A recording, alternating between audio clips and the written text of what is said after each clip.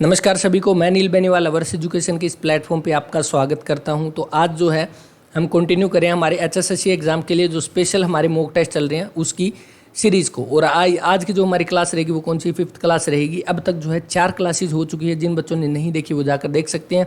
सारी की सारी क्लासेज की जो है प्ले लिस्ट मिल जाएगी और बिल्कुल सिस्टमेटिक वे से जो है सीरीज़ में सीक्वेंस में जो है सारी आपको क्लासेज मिल जाएगी। तो 5वां टेस्ट स्टार्ट करते हैं। आज का पहला क्वेश्चन आपके सामने जो रहेगा कि निम्न में से कौन सी नदी जो है वो नजफगढ़ झील में गिरती है। तो कौन सी नदी जो है नजफगढ़ झील में गिरती है, तो वो गिरती है साइबी नदी। ऑप्शन आपका जो है फर्स्ट जो है वो राइट आंसर हो जाएगा। अब देखिए साइबी नदी जो है ये हरियाणा में कहाँ से प्रवेश करती है, तो हरियाणा में रेवाड़ी से जो है प्रवेश करती है। कौन सी? साइबी नदी। उद्गम स्थल कौन सा है, तो उद्गम स्थल भी आपको ध्यान रखना है।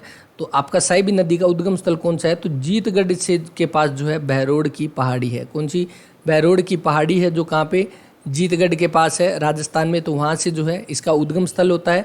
और उसके बाद हरियाणा में रेवाड़ी से प्रवेश करती है। और रेवाड़ी में जो है एक इम्पोर्टेंट क्वेश्चन जो एग्जाम में पूछा जा सकता है, रेवाड़ी में एक बांध बना हुआ है। कौन सा बांध है, तो मसानी बांध या मसानी डैम जो है वो बना हुआ है किस पर? साइबी नदी पर। तो ये पूछा जा सकता है। और ये मसानी बांध कहाँ पे है, तो ये रेवाड़ी में ही पड़ता है। तो रेवाड़ी में आपका कौन सा? मसानी बांध पड़ता है जो साइबी नदी के ऊपर है। और उसके बाद जो है ये जाकर कहाँ पे? नजफगढ़ झील में जो है ये गिर जाती है। और इसीलिए जो है साइबी नदी का दूसरा नाम क्या है? नजफगढ़ नाला भी इसको बोला जाता है। तो ये चीज़ें आपको ध्यान रखनी है, सारी की सारी चीज़ें काफ़ी इंपॉर्टेंट है। नेक्स्ट देखिए आपके सामने क्वेश्चन जो रहेगा, मोहम्मद गजनी ने जो है थानेसर पर आक्रमण कब किया। तो थानेसर पर जो आक्रमण किया, तो सबसे पहले तो देखिए मोहम्मद गजनी ने भारत पर कुल कितनी बार आक्रमण किए, तो 17 बार जो है आक्रमण किए। उसमें से आपको कौन कौन सा याद रखना है। एक तो आपको रखना है जो आपका थानेसर पर आक्रमण हुआ था। थानेसर पर आक्रमण कब हुआ, तो 1014 ईस्वी में जो है थानेसर पर आक्रमण हुआ था। तो आपका सेकंड ऑप्शन जो है यहाँ से राइट आंसर हो जाएगा। और 1014 में जब थानेसर पर आक्रमण किया तो उस समय जो है ये भगवान चक्कर स्वामी की जो है मूर्ति अपने साथ ले गया। चक्कर स्वामी की मूर्ति जो है वो अपने साथ ले गया। और ये चक्कर स्वामी की मूर्ति किससे जुड़ी हुई है, तो भगवान विष्णु से जुड़ी हुई है। कौन सी? चक्कर स्वामी की मूर्ति जो मोहम्मद गजनी जो है थानेसर पर जब 1014 में आक्रमण किया तो इसे अपने साथ ले गया। उसके बाद देखिए 17 बार जो आक्रमण किया, एक आपको 1014 याद रखना है। दूसरा जो काफ़ी इंपॉर्टेंट है वो कौन सा है, तो 1025 में जो है सोमनाथ के मंदिर पर आक्रमण किया था। सोमनाथ के मंदिर पर जो है आक्रमण कब किया, तो 1025 में किया। और यहाँ से सारा धन जो है वो लूट के अपने साथ ले गया। तो आपको 1025 और 1014 दोनों याद रखने हैं। इसके अलावा जो है आप ये भी याद रख सकते हैं 17 बार आक्रमण किया, पहली बार कब हुआ, तो 1000 ईस्वी में जो है पहला आक्रमण किया था भारत पे। उसके बाद जो है लास्ट कब किया, तो 1027 में जो है लास्ट आक्रमण किया। किसके साथ हुआ, तो जाटों के साथ जो है लास्ट आक्रमण हुआ था। और इसके बाद जो है 1030 में जो है इसकी मृत्यु हो जाती है। तो ये चीज़ें आपको ध्यान रखनी है, सारी की सारी चीज़ें जो है एग्जाम के पॉइंट ऑफ व्यू से काफ़ी इंपॉर्टेंट है। नेक्स्ट देखिए, लोकसभा के चुनाव लड़ने के लिए जो है किसी को न्यूनतम आयु कितनी प्राप्त होनी चाहिए। तो लोकसभा के चुनाव के लिए न्यूनतम आयु कितनी? 25 वर्ष जो है वो न्यूनतम आयु होनी चाहिए। ऑप्शन सी आपका जो है वो राइट आंसर हो जाएगा। राज्यसभा के लिए कितनी है, तो राज्यसभा के लिए कितनी रहेगी, वो रहेगी 30 वर्ष। राज्यसभा के लिए कितनी? 30 वर्ष। और उसके अलावा राज्यपाल या राष्ट्रपति, राज्यपाल या राष्ट्रपति के लिए कितनी है, तो वो है 35 वर्ष। तो आपको ध्यान रखना है। अभी देखिए राज्यपाल से जुड़े हुए क्वेश्चन हमने डिस्कस किए थे। जिन बच्चों ने क्लास नहीं देखी वो जाकर देख सकते हैं। आप सीधी जाके प्ले लिस्ट में जाकर देख सकते हैं या वीडियो के सेक्शन में जाके हरियाणा के जो है नए राज्यपाल बने हैं अभी कौन, बंडारू दत्तात्रेय। तो उनसे जुड़े हुए जितने भी क्वेश्चन बनते हैं या राज्यपाल से जुड़े हुए जितने भी आपके आर्टिकल हैं या राज्यपाल की नियुक्ति कौन करता है, तो वो सारी चीज़ें हम उसमें डिस्कस कर चुके हैं, जाकर वो क्लास देख सकते हैं। तो अभी जो है राज्यपाल की कितनी 30 वर्ष एज होनी चाहिए, और लोकसभा के लिए कितनी 25 वर्ष, और राज्यपाल और राष्ट्रपति के लिए कितनी जो है 35 वर्ष होनी चाहिए। अब लोकसभा की बात हो चुकी है तो यहाँ पे लोकसभा के लिए आपका आर्टिकल कौन सा है, तो आर्टिकल 81 जो है वो किसके जुड़ा हुआ है, आपका लोकसभा से। राज्यसभा के लिए कौन सा है, तो आपका आर्टिकल 80 जो है वो जुड़ा हुआ है। तो इसके लिए जो है आप क्लास देख सकते हैं जिसमें हमने जो आपकी विधानसभा 2019 के जुड़े हुए जितने क्वेश्चन हमने डिस्कस किए थे, कौन से विधानसभा 2019 या जो है आपके हरियाणा के मंत्रिमंडल से जुड़े हुए क्वेश्चन डिस्कस किए थे, उसमें हम बिल्कुल ट्रिक से जो है आपकी ये क्वेश्चन डिस्कस कर चुके हैं। जिन बच्चों ने क्लास देखी है वो उस क्लास के बारे में अपना कमेंट जरूर दें।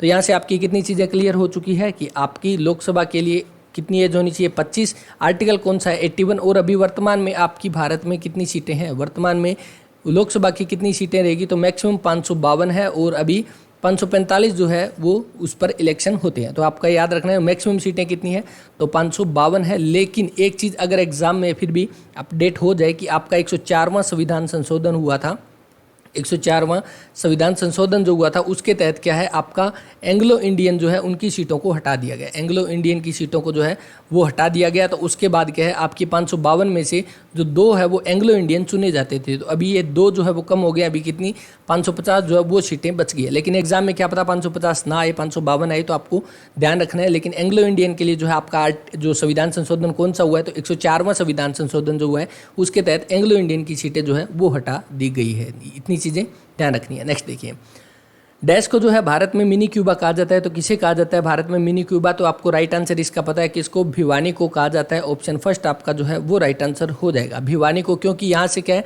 बड़ी संख्या में जो है मुक्केबाज आते हैं, बॉक्सर सबसे ज़्यादा कहाँ से आते हैं, तो भिवानी से, इसलिए इसको मिनी क्यूबा कहा जाता है। इसके अलावा जो है भिवानी को और क्या कहा जाता है, छोटी काशी भी कहा जाता है। क्या कहा जाता है? छोटी काशी। किस लिए? मंदिरों की अधिकता के कारण। किसके लिए? मंदिरों की अधिकता के कारण जो है कहा जाता है छोटी काशी। ये चीज़ आपको ध्यान रखनी है। भिवानी जो है इसमें आपका कौन सा, भिवानी बॉक्सिंग क्लब जो आता है, भिवानी बॉक्सिंग क्लब, जिसकी स्थापना किसके द्वारा की गई, तो इसकी स्थापना की गई आपके कैप्टन हवा सिंह के द्वारा, कैप्टन हवा सिंह और मास्टर जगदीश के द्वारा। तो मास्टर जगदीश और कैप्टन हवा सिंह के द्वारा जो है भिवानी बॉक्सिंग क्लब की स्थापना की गई। तो ये भी एग्जाम में पूछा जा चुका है, भिवानी बॉक्सिंग क्लब की स्थापना किसके द्वारा हुई। अब भिवानी की जो है आपको आरक्षित सीट भी ध्यान रखनी है, कौन सी है, तो ये है कौन सी, भवानी खेड़ा। कौन सी? भवानी खेड़ा जो है भिवानी की आपकी आरक्षित सीट रहेगी। इसके अलावा आपका CBLU चौधरी बंसीलाल यूनिवर्सिटी कब बनी, 2010 में, कहाँ पे पड़ती है, आपकी भिवानी में पड़ती है। इसके अलावा HBSE Haryana board of state education आपका किस, स्कूल एजुकेशन आपका किससे जुड़ा हुआ है, तो ये आपका जो हमारे एग्जाम होते हैं 10th तक के, +2 तक के, तो उससे जुड़ा हुआ भिवानी बोर्ड जो है ये कहाँ पे है, तो ये भी आपका भिवानी में रहेगा। तो ये चीज़ें आपको ध्यान रखनी है, सारी की सारी भिवानी से जुड़ी हुई, काफ़ी इंपॉर्टेंट है। खसरा और रुबेला जो है वो किसके द्वारा होता है, तो खसरा और रुबेला किसके द्वारा होता है, ऑप्शन बी आपका राइट आंसर रहेगा, विषाणु आपका राइट आंसर रहेगा, खसरा और रुबेला। एज इट इज क्वेश्चन आपका कांस्टेबल के एग्जाम में पूछा गया था, आप जाकर चेक कर सकते हैं इसको। तो आपका ऑप्शन सेकंड जो है यहाँ से राइट आंसर हो जाएगा। नेक्स्ट देखिए, हरियाणा का जो है छड़ी नृत्य, हरियाणा का छड़ी नृत्य जो है किस त्यौहार से संबंधित है, तो छड़ी नृत्य कब किया जाता है, तो ये किया जाता है गुगा नवमी पे। ऑप्शन थर्ड जो है वो राइट आंसर है, कब, गुगा नवमी पे। तो जो है गुगा नवमी कब मनाई जाती है, तो ये भादव माह जो होता है उसकी नवमी को जो है मनाई जाती है, कौन सी, गुगा नवमी। और इसके अलावा जो है इसमें क्या है, आपका छड़ी नृत्य किया जाता है। और छड़ी नृत्य कौन सा नृत्य है, तो पुरुष प्रधान नृत्य है। कौन सा, पुरुष प्रधान नृत्य, या जो है पुरुषों के द्वारा किया जाता है, कौन सा, छड़ी नृत्य। तो आपको ध्यान रखना है, ऑप्शन सी आपका यहाँ से राइट आंसर हो जाएगा।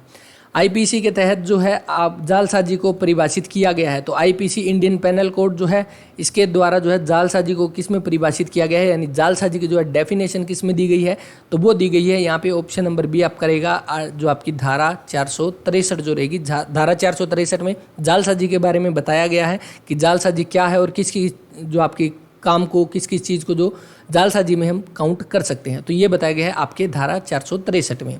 अब इसके अलावा जो आपको एक और चीज़ ध्यान रखनी है कि आपकी 463 धारा 463 से लेकर 489 तक जो है सारी किससे जुड़ी हुई है, तो ये आपकी जालसाजी से जुड़ी हुई है। यानी जालसाजी के बारे में जितने भी आपके प्रावधान है वो सारे किस में आ जाते हैं, आर्टिकल आपका धारा जो है 463 से लेकर 489 तक जो है आपके आ जाते हैं किससे, जालसाजी से जुड़े हुए। कौन से अध्याय में आते हैं, तो ये अध्याय 18 में पढ़ते हैं। कौन से अध्याय 18 में आपका किससे जुड़ा हुआ है, तो आपका जालसाजी दस्तावेजों की या चिन्हों की जालसाजी से जुड़ा हुआ आपका अध्याय 18 पड़ेगा, जो कि आपका 463 से लेकर 489 तक रहेगा। आपके HSSC एग्जाम में पूछा जा चुका है क्वेश्चन, क्या पता रिपीट हो जाए, तो ध्यान से याद रखना है ये वाला क्वेश्चन। नेक्स्ट देखिए, फिल्म जो है कौन सी, पगड़ी-द ऑनर में अपनी भूमिका हेतु किसे जो है सर्वश्रेष्ठ सहायक कलाकार के रूप में राष्ट्रीय फिल्म पुरस्कार मिला है। तो आपका जो है यहाँ पे जो 62वां नेशनल फिल्म अवार्ड जो मिला है, 62वां नेशनल जो फिल्म अवार्ड जो हुआ है उसमें जो है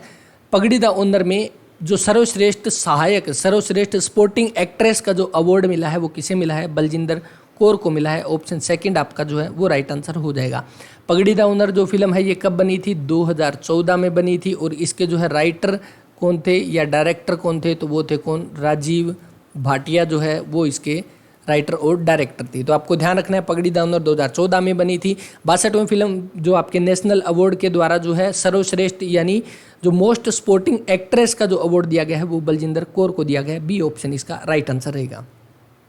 2018 का जो है राष्ट्रमंडल खेल हुआ। राष्ट्रमंडल खेल कौन से होते हैं? तो आपके कॉमनवेल्थ गेम होते हैं। कौन से? कॉमनवेल्थ गेम जो है वो होते हैं आपके राष्ट्रमंडल खेल। तो 2018 के जो है वो कहाँ पर हुए थे? तो 2018 के हुए थे गोल्ड कोस्ट ऑस्ट्रेलिया में। ऑप्शन डी आपका जो है यहाँ से राइट आंसर रहेगा। गोल्ड कोस्ट ऑस्ट्रेलिया में हुए थे आपके 2018 के राष्ट्रमंडल खेल। तो इसके अलावा आपको और एक और ध्यान रखना है कि अब नेक्स्ट जो है कब होंगे? 2022 में होंगे। और 2022 में कहाँ पे होंगे? तो बर्मिंघम इंग्लैंड में जो है, बर्मिंघम इंग्लैंड में जो है आपके 2022 के जो है कॉमनवेल्थ गेम करवाए जाएंगे। तो 2018 का कहाँ पे हुआ?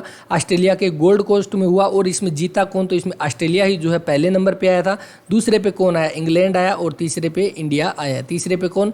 भारत था। सेकंड पे इंग्लैंड था। फर्स्ट पे ऑस्ट्रेलिया था 2018 के कॉमनवेल्थ गेम में। अब 2022 में कहाँ पे होंगे? तो बर्मिंघम इंग्लैंड में जो है नेक्स्ट आपके 2022 के होंगे। और यहाँ से जो है आपको एक और इम्पोर्टेंट क्वेश्चन बनता है हरियाणा से जुड़ा हुआ कि 2022 के जो है आपके कॉमनवेल्थ गेम कहाँ पे होंगे? बर्मिंघम इंग्लैंड में होंगे। लेकिन क्या है, जो आपके तीरंदाजी और निशानेबाजी के जो गेम है वो कहाँ पे आयोजित करवाए जाएंगे? वो चंडीगढ़ में जो है आयोजित करवाए जाएंगे। कौन से? 2022 में जो आपके कॉमनवेल्थ गेम होंगे वो कहाँ पे? चंडीगढ़ में जो है आयोजित करवाए जाएंगे तीरंदाजी और निशानेबाजी के गेम्स। तो आपको ध्यान रखना है, ये चीज़ इंपॉर्टेंट है, एग्जाम में पूछी जा सकती है, करंट अफेयर का भी ये एक पॉइंट बन सकता है। चलिए नेक्स्ट क्वेश्चन देखते हैं। इसके अलावा जो है इनको कितनी राशि मिलती है कमेंट करके बता देना, वरना नेक्स्ट क्लास में डिस्कस कर लेंगे। कॉमनवेल्थ गेम में जो है हरियाणा के खिलाड़ियों को कितनी राशि दी जाती है इनाम के तौर पे। नेक्स्ट देखिए, संसद में विधेयक की प्रस्तुति के संबंध में निम्न में से कौन सा कथन गलत है? तो संसद में विधेयक की प्रस्तुति के संबंध में जो गलत है वो कथन हमें चुनना है। तो यहाँ से आपका जो राइट आंसर रहेगा वो कौन सा? ऑप्शन नंबर फर्स्ट जो है वो राइट आंसर रहेगा। कौन सा? Option number first. और क्यों रहेगा? क्योंकि जो आपका विधेयक है, वित्त विधेयक, सर्वप्रथम संसद के किसी भी सदन में प्रस्तुत किया जा सकता है। ये गलत है क्योंकि इसको जो है किसमें? लोकसभा में जो है पेश किया जाता है। किसमें? लोकसभा में जो है पेश किया जाता है। किसको? वित्त विधेयक को। और इसका आर्टिकल कौन सा है? तो आर्टिकल 117 जो है वो रहेगा। आर्टिकल 117 वित्त विधेयक, और इसको लोकसभा में जो है पेश किया जाता है। इसके अलावा जो है सेकंड देखिए, सभी विधेयकों के लिए राष्ट्रपति का अनुमोदन अनिवार्य है। बिल्कुल सही है। ये वित्त मंत्री वित्त विधेयक लोकसभा में प्रस्तुत करते हैं, ये भी सही है। विधेयकों के संबंध में असहमति का संसद में संयुक्त सत्र के माध्यम से सुलझाया जा सकता है। तो यहाँ से आपका जो है कौन सा गलत है? ऑप्शन फर्स्ट जो है वो गलत रहेगा यहाँ पे। तो ये थे आज के कुछ एक इंपॉर्टेंट क्वेश्चन। क्लास आपको कैसी लगी उसके बारे में अपना कमेंट जरूर करें। और इसकी जो है PDF आपको मिल जाएगी डिस्क्रिप्शन में, टेलीग्राम चैनल है, आप जाकर ज्वाइन कर सकते हैं।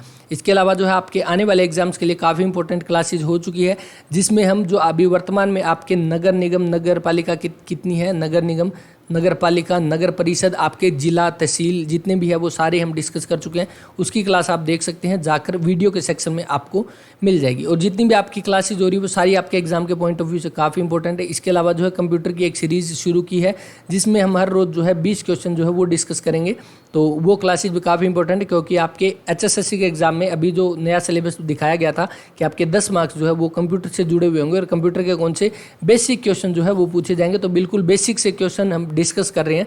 तो जिन बच्चों ने नहीं देखी वो जाकर देख सकते हैं। कंप्यूटर की एक क्लास हो चुकी है, दूसरी आज शाम को जो है वो आ जाएगी। तो इस वीडियो में इतना ही। अपना ख्याल रखें, पढ़ते रहें, मिलते हैं नेक्स्ट वीडियो में। तब तक के लिए जय हिंद, जय भारत।